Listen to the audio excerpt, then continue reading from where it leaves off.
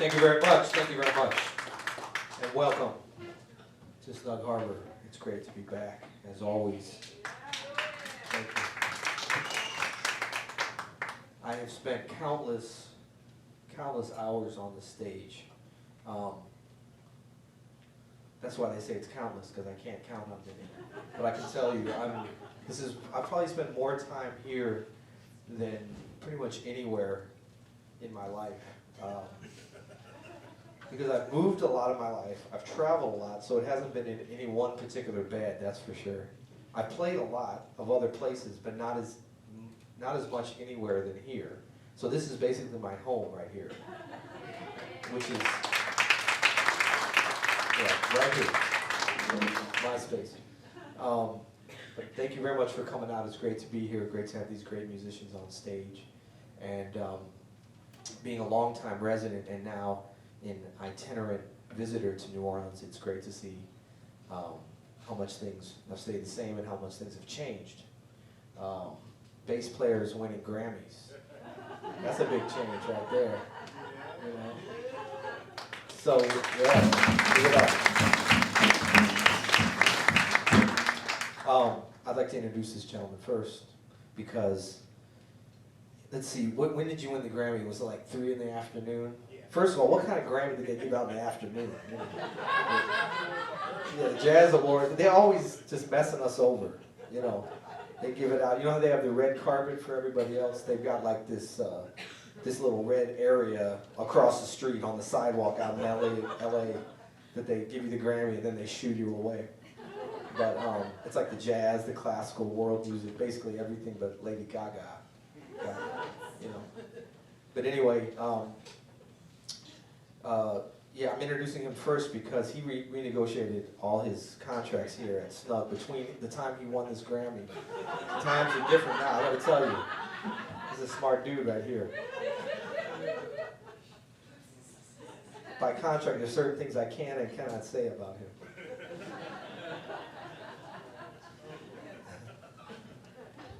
No, but this guy, we actually go way back many, many years, which is amazing because I'm 24 and he's 22. So, who knew, right? No, but this gentleman comes from a great tradition of amazing St. Louis musicians. He's born and raised in St. Louis. Born in St. Louis, right? Yeah. That made that migration down as I did to New Orleans. In fact, David came a few years after I did, and I thought he was stalking me at one time, and because he moved. Yeah, he did. He moved right across from my back door of my house, uptown. I'm serious. This is for real. Yeah. Like if I you know, be doing the dishes and I look out, there's like David there. Like, hey. Hey. Dude, man. But no, David is one of those stellar musicians, obviously, that I'm very proud of for the St. Louis connection and the New Orleans connection, and now the world knows him as a Grammy award-winning bassist, Mr. David Pulphus.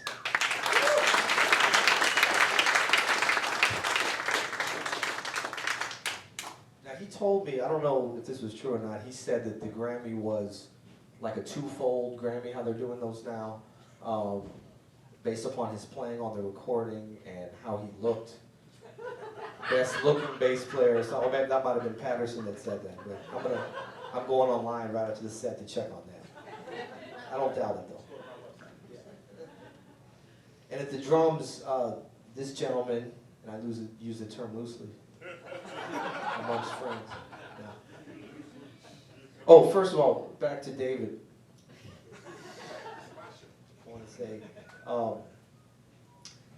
The Grammy was won with the NoJo, which I'm sure everybody knows is a great organization put together by, I believe, by Irvin Mayfield originally, right? Okay. And I have to say, it's a lot of pleasure for me knowing that Irvin, you know, is, you know, anything that's taking him away from possibly running for mayor. Like that's one of those things that's kind of changed since I've been gone. I was like, what? Now, this is true. A neighbor of mine in St. Louis said, do you know this trumpet player who's running for mayor in New Orleans? I was thinking maybe Wynton Marsalis. I was like, well, Wynton he's not a resident, but maybe I could see that. He's done a lot for, you know, rebuilding of New Orleans. And they were like, something Mayfield? I was like, come on. I was like, little Irvin? Because I've known Irvin since he was, you know, little. Well, he's still little. He's like my height. But he, so that, you know, coming back, that's an amazing thing. But it's good that he's, you know, with the NoJo getting the Grammy, that's where he belongs. So I'm excited to see that. Now at the drums. No, it's two things. Irvin Mayfield running for mayor and the Saints in the Super Bowl. Things are changing. At the drums, this gentleman is from North Carolina, Greensboro area, I believe, originally. And right, he's from a trailer park right off of I-43 up in mountain country. It is hard to learn jazz in a trailer park, I gotta tell you.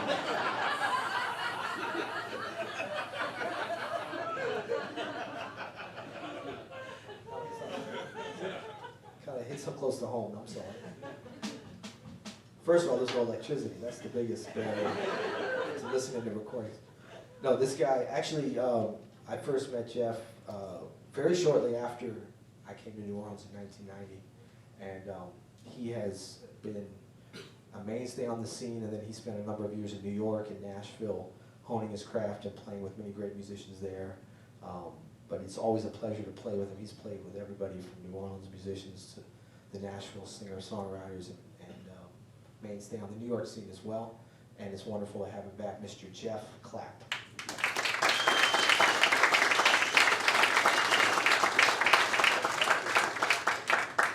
And did you want to do it tonight, the announcement, or no? No? He's running for city council.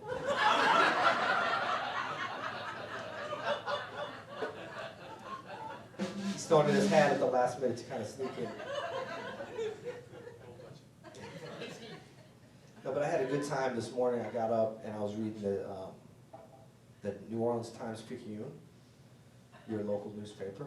And living in St. Louis again, we have a publication, I won't call it a newspaper, called the St. Louis Post-Dispatch. That was, do we have any owners or employees of the Post-Dispatch here tonight? Okay, good. I can do my whole thing. No, I mean, the Times-Picayune is, I've always loved that paper, and you have to appreciate it now. I mean, New Orleans politics are so much more infinitely interesting than anything that's happening in St. Louis. I mean, just the smallest story is so engrossing. I mean, St. Louis, what is interesting, you have to really go out and seek it out. I mean, really, you got to look hard. I've tried, you know. So just reading like the first couple of pages of the paper was a lot of fun for me. So, enough talk. We're going to get back to some music. The first tune we played was a composition entitled Asiatic Rays, which is written by, does anyone know who that's written by? Free CD, free Peter Martin CD to anybody that knows who that song. It's got two titles, Lotus Blossom and Asiatic Rays. And don't go on the iPhone. I see you back there. Tony Robbins? Oh, Sonny Rollins. I thought you said Tony Robbins. The big, tall, self-help guy. No, it's not Sonny Rollins, though he played it. That's very close. The guy who wrote it, they had a band together. Anybody? This is very obscure. That's why I'm not giving any CDs away. I knew I was safe with that. Kenny Dorham, KD, who's a, he's a great trumpet player, kind of an insider musician. Anyway, Jazz that was. Messages. What's that? Jazz Messages, right? Yes. He was part of the Jazz Messengers. And I see you are familiar with Google up there. Very good. Google.com. Check it out, y'all. It's really going places. So that first song, Asiatic Rays, Lotus Blossom, which is on a CD I did a number of years ago on a record company that's probably out of business now. And the next song we played was Emily. And I don't even actually normally play that song that much, but every time I come into Snug Harbor, I always think about Ellis Marsalis because he's, when I said this is my area and home, obviously the big joke is this is his area and home, and I've learned so much from seeing him play, so many great memories of that song in particular. So I have to say that's pretty gutsy of me to play one of his tunes, on his stage. So right now we're going to do something that's called Brother Hubbard, which is written for the great Freddie Hubbard, and this is written by a great young saxophone player named Kenny Garrett. Actually, Kenny Garrett's not that young anymore. He's about 50, isn't he? Middle-aged, younger middle-aged saxophone player. This is Brother Hubbard.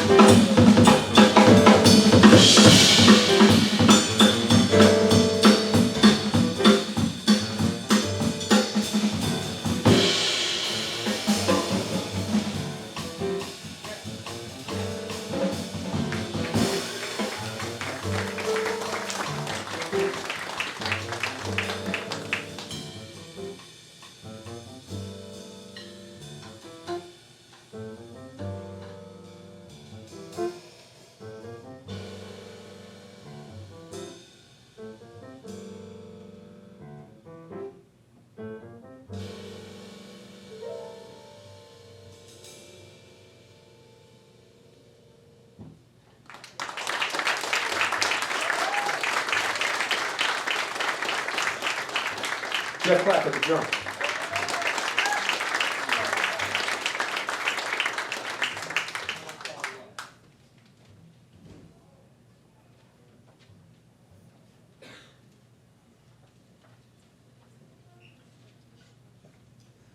Several years ago, I guess 2000, what are we in now? 10? This must have been like 2006. I got a chance to, well, I don't like to say star in a movie, but I mean, technically, I was in it for 15 seconds, so I don't know if you call that starring, but I do. Featured. I was featured. No, I got to be a part of a wonderful movie called Good Night, Good Luck, which was written and directed by an up-and-coming actor out of Los Angeles by the name of George Clooney. Attractive gentleman. And anyway, the movie was based upon, I don't know if those of you have seen it, because I heard like 150 people saw it nationwide. Oh, you saw it? Okay. These are the cultured folks. You know what I'm saying? So the movie's all in black and white. That was the first strike against it, you know, for modern Hollywood. But George Clooney wrote, directed, and starred in it, so that was like, you know, kind of a balance. But basically, the movie's about a guy that I really didn't know much about. His name, and I'm starting to forget his name. What was the journalist? Edward R. Murrow. I knew that. I was tested. You guys were great. You passed. No, Edward R. Murrow, who I'd heard his name, but I was ashamedly, I didn't really know much about him. But he's, you know, was a legendary journalist and really transformed television news. He's the one who went up against the Wisconsin Center with the Red Scare and all that.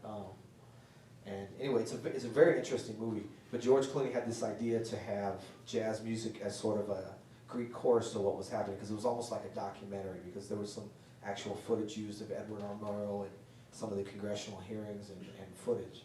So Diane Reeves, who's a wonderful jazz singer that I work with, George Clooney has always been a big fan, so he asked her to be in it, and I was lucky enough to have her bring me along. And the way that I got in the movie, since you asked, was you know, no, talent, well, okay, yeah. I was going to say good looks, but it was a combination, kind of a combo pack. No, I knew that I was going to be involved with doing the soundtrack, and I did a number of the arrangements, and that basically we did all the music for the movie, but he wanted to have certain scenes where they're in the CBS studios, and there happened to be like a jazz band. It was really supposed to be Ella Fitzgerald and her band, actually, although they never say that, sort of rehearsing in the studio next door to where Edward R. Murrow is, and it could be sort of a dialogue, you know, things would happen, and he'd kind of come in and listen, and it was an excuse to get the music in there. So when we got in there to film this, I knew, I'm no dummy, I knew I might not have a Grammy, I'll be running for mayor, but I do know a few things. I said, well, Diane's definitely going to be in the movie, so I need to stick close to her. So I was surprised. I'm thinking this is Hollywood, they're going to have all this staged out. We get in there, and there's like a piano there and some drums and the band, and George Clooney's directing, so he kind of comes up, introduces himself, really nice guy. He's like, great, this is going to be great. He's like, well, how do you guys want to set up? And I'm like, wow, I thought you'd have people to do that. And so everything's just sort of sitting there. So I said, okay, this is my chance. I'm going to take charge. So I said, well, it's very important that Diane be close to the keyboard. She needs to be positioned right, because she has to be able to hear what's happening. This is a true story. Diane's looking at me like, yeah. And Clooney's like, okay, great. And so like me and him are moving the piano. I'm like, man, I thought I was in the big time. Evidently, we're moving the piano around. So I said, yeah, Diane. And I'm like, I'm kind of noticing, but there's so many cameras, I didn't know. I was like, maybe it's that one. So I was like, yeah, perfect. So anyway, that's how I got in the movie, because you see me in the background.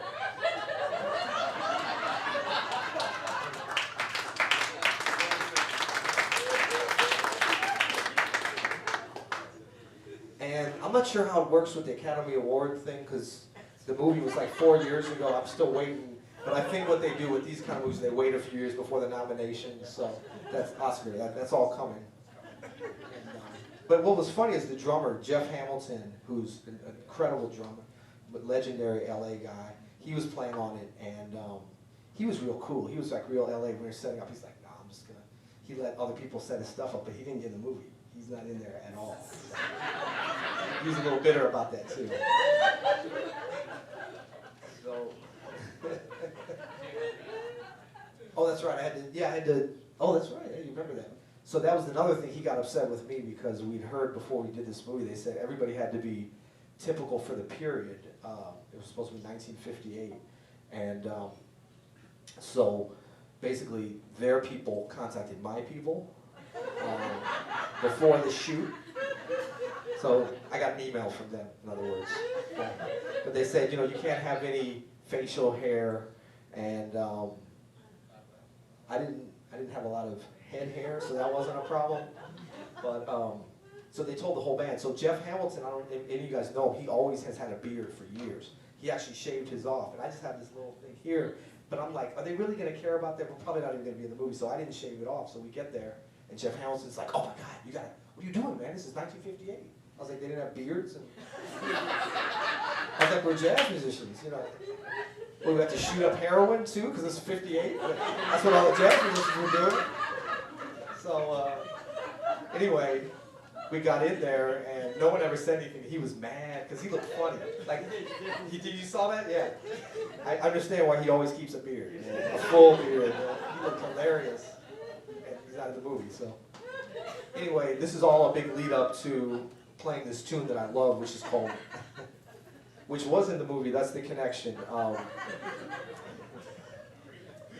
No, actually, if you get a chance, those of you that haven't seen it, it's available, on DVD, Blu-ray, and all that. And it's a really amazing movie. And actually, you won't. I mean, if you get up, like, turn your head or get up for popcorn or anything, you will truly miss me quickly because it's like that.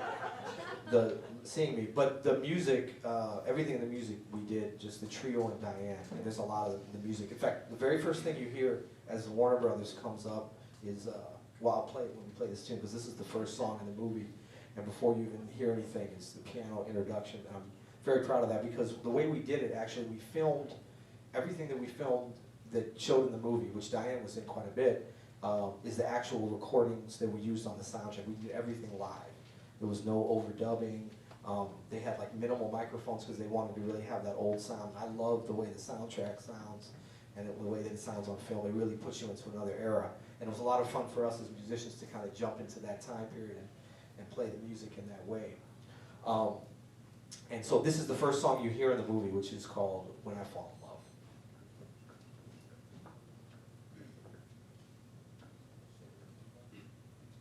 Yeah. It's funny because I played it in the movie like from memory, and now I'm having to read the part, which is weird. So I'm going backwards.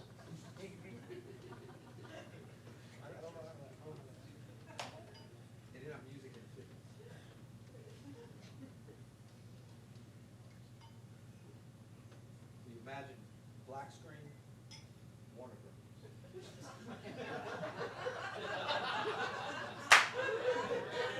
And action.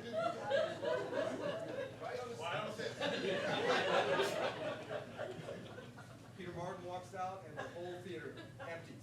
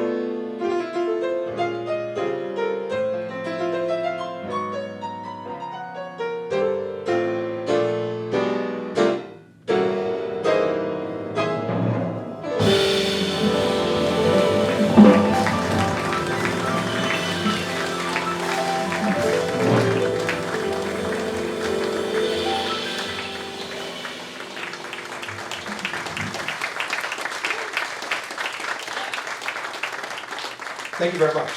That was When I Fall in Love with a Little Sophisticated Lady, thrown in as a little bonus.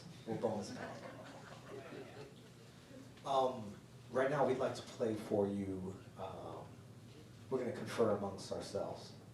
This is the huddle time.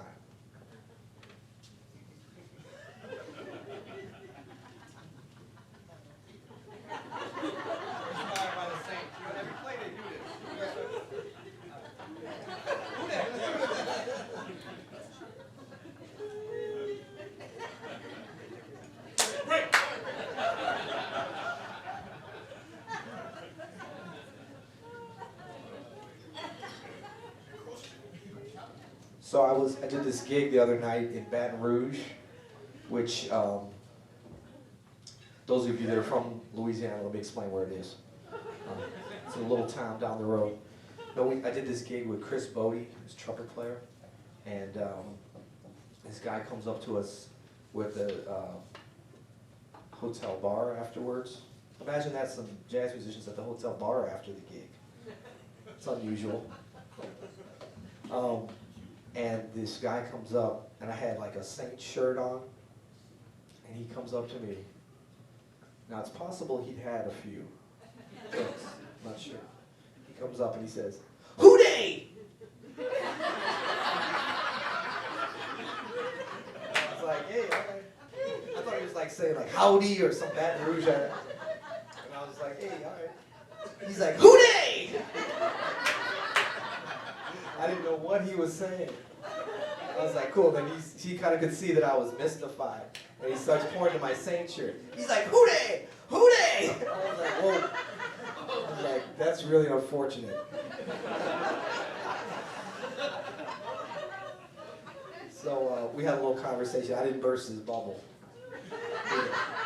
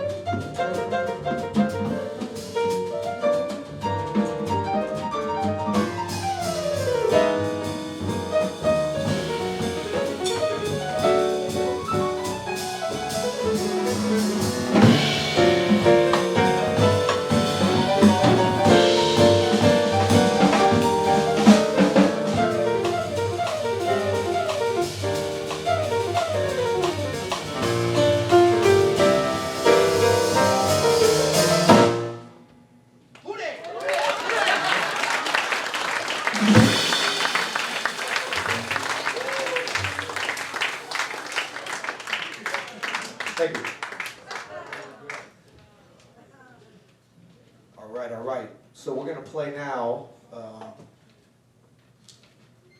This is a composition by a great jazz pianist named Dave Brubeck, who was recently honored.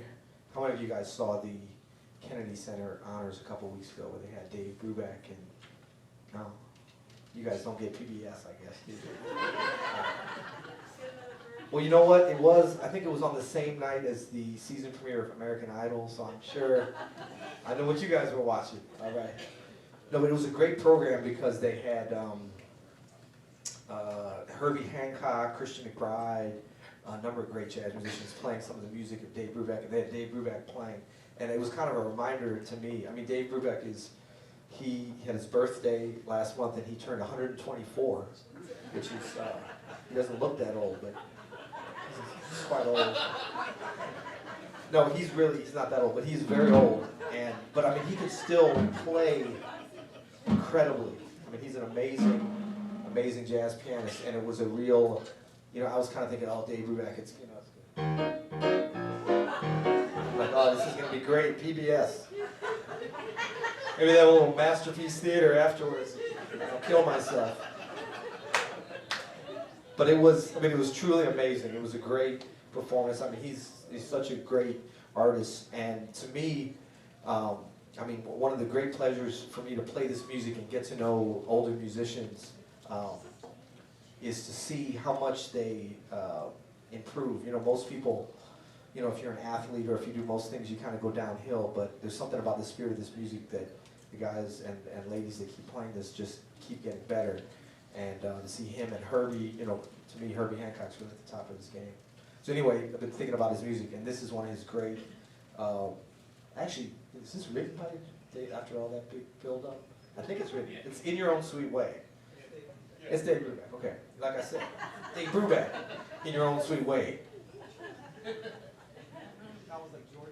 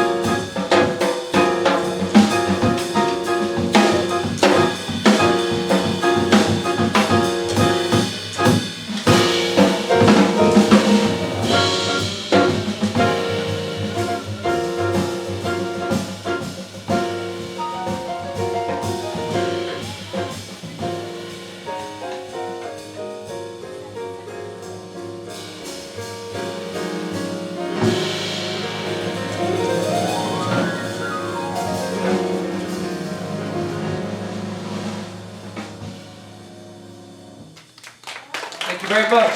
That's Mr. Geoff Clapp at the drums, y'all. Geoff Clapp. Mr. David Pulphus at the bass. Yours truly, Peter Martin at the piano. I'm sorry, Grammy Award-winning David Pulphus. My bad. My bad. Anyway, we'd like to thank you for coming out, and we're going to take a short break. We invite you to stick around, have something to drink. The more you drink, the better we sound. And good to see you again.